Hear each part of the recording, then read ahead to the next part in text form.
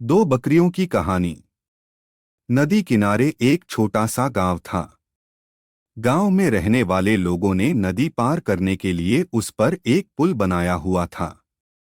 लेकिन वह पुल इतना संकरा था कि एक बार में केवल एक ही व्यक्ति उसे पार कर सकता था।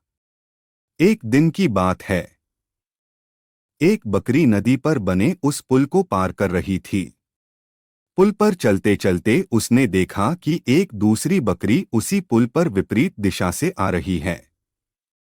कुछ ही देर में दोनों पुल के बीचों बीच पहुंच गई। पुल को एक बार में केवल एक ही बकरी पार कर सकती थी। इसलिए दोनों बकरियां कुछ देर तक इंतजार करती रही कि सामने वाली बकरी पीछे हट जाएगी। लेकिन ऐसा नहीं हुआ। दोनों में से कोई भी अपनी जगह से नहीं हिली, बल्कि अकड़कर खड़ी रही। तब एक बकरी दूसरी बकरी से बोली, तुम मुझे जाने का रास्ता दो, क्योंकि मैं तुमसे बड़ी हूँ। इस बात पर दूसरी बकरी हंस पड़ी और बोली, होगी तुम मुझसे बड़ी, लेकिन मैं तुमसे कहीं ज्यादा ताकतवर हूँ। मैं तुमसे जल्दी ये पुल पार कर लूंगी।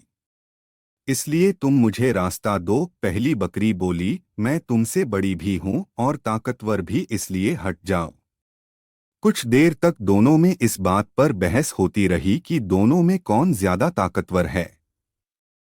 फिर बहस लड़ाई में बदल गई। दोनों अपनी सींगों से एक दूसरे पर वार करने लगी।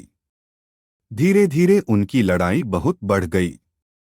परिणाम ये हुआ कि उनका संतुलन बिगड़ा और वे दोनों पुल से नीचे नदी में जा गिरी।